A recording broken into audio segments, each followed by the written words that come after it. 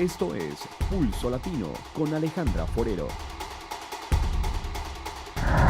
Bienvenidos a nuestro segundo bloque de noticias en Pulso Latino.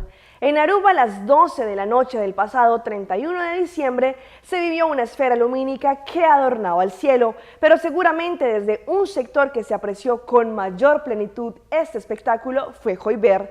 Desde allí, Gabriela Cruz obturó con su cámara una imagen que se ha vuelto viral en Aruba. Estuvimos conversando con ella y esto nos contó. Gabriela Cruz quizá nunca se imaginó que una imagen tomada desde el cerro de Joyver tuviera tanta acogida y generara un efecto viral. La foto que capta el preciso momento de las 12 de la noche del pasado 31 de diciembre recibió gran aceptación por toda la comunidad en Aruba.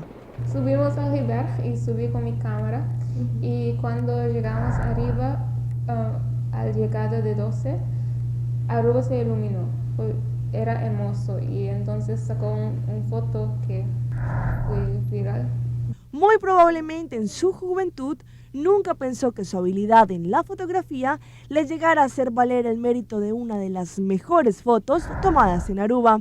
Gabriela podrá tener quizá ese honor y muy seguramente este será un paso importante en su carrera profesional.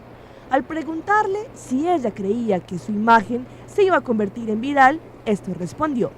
No, cuando yo ponía en Facebook, no sabía que se va a generar así tantos likes.